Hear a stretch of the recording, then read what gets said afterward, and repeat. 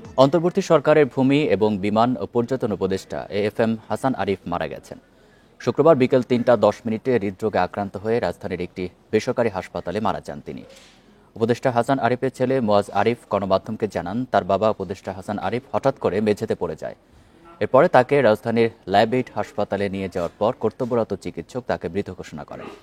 গত ৮ আগস্ট অন্তর্বর্তী সরকারের উপদেষ্টা হিসাবে শপথ নেন এএফ হাসান আরিফ। এর আগে ২০০১ থেকে ২০০৫ সালের ২৮ এপ্রিল পর্যন্ত অ্যাটর্নি জেনারেল হিসাবে দায়িত্ব পালন করেন তিনি। এছাড়া ফখরুদ্দিন আহমেদের নেতৃত্বে তত্ত্বাবধায়ক সরকারের আইন, বিচার ও সংসদ বিষয়ক মন্ত্রণালয়, ভূমি এবং ধর্ম মন্ত্রণালয় বিষয়ক উপদেষ্টা হিসেবে দায়িত্ব পালন করেন।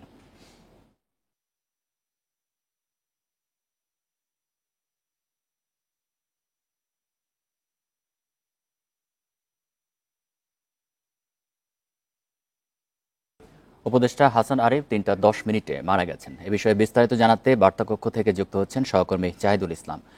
জাহিদুল, উপদেষ্টা হাসান আরিফ কিভাবে মারা গেলেন বিস্তারিত জানাবেন, আর তার জানাজার বিষয়ে কোনো সিদ্ধান্ত হয়েছে কিনা? আমরা যতটুকু এখন পর্যন্ত জানতে পেরেছি যে হাসান আরিফ যখন আপনাকে আজকে দুপুরেই হসপিটালে নিয়ে আসে, ল্যাব-8 হসপিটালে, এবং সেখানেই তিনি কিন্তু মারা গিয়েছেন।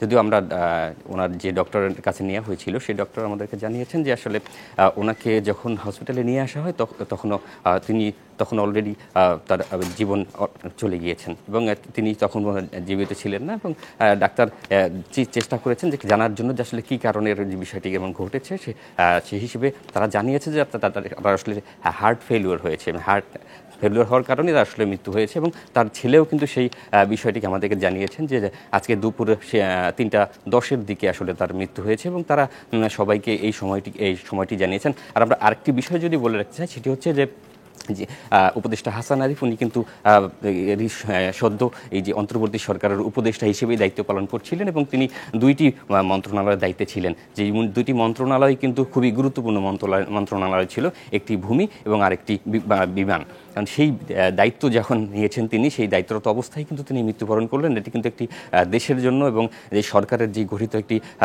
কমিটি হয়েছে, সেই যে উপদেষ্টা কমিটি রয়েছে, সেই উপদেষ্টা কমিটির জন্য একটি খারাপ একটি সংবাদ। এবং তার যে হঠাৎ এই মৃত্যু, সেই মৃত্যুতে কিন্তু আসলে এখন সারা দেশেই একটি চাঞ্চল্যকর পরিস্থিতি তৈরি হয়েছে যে আসলে তিনি যে মারা গেলেন, সেই এখন তার পরবর্তী ইয়াগুলো কী হবে, মানে তার দায়িত্বগুলো আসলে কে পালন করবে, এবং সরকার যেই তার মাধ্যমে যেই আশা ছিল, সেই আশাটা আসলে কীভাবে পূরণ হবে। এবং আরেকটা যদি বিষয় জানিয়ে রাখতে, সেটি হচ্ছে যে উনি কিন্তু ২০০১ সাল থেকে ২০০৫ সাল পর্যন্ত অ্যাটর্নি জেনারেলের দায়িত্ব পালন করেছেন এবং এর আগেও তিনি নানান রকম সরকার এবং সরকারের বাইরেও বিভিন্ন রকম দায়িত্ব নিয়োজিত ছিলেন। এবং আরেকটি যদি বিষয় জানিতে, সেটি বলতে হচ্ছে যে অ্যাটর্নি জেনারেল দায়িত্ব পালন করে মানে উনি যেই দায়িত্ব পালন করেছিলেন এই উপদেষ্টা সরকার, গত ৮ই আগস্ট কিন্তু তিনি সেই দায়িত্ব নিয়েছিলেন এবং দায়িত্বের পর কিন্তু সে তার সুন্দরভাবেই এবং সুষ্ঠুভাবেই তিনি কিন্তু আসলে তার দায়িত্বগুলো পালন করতেছিলেন। এবং এই যে এখন একটি দুর্ঘটনা ঘটে গেল, এখন পরবর্তী যে বিষয়গুলো রয়েছে, যে এখন তার মৃত্যুর পরে আসলে তার দায়িত্ব বা তার যেই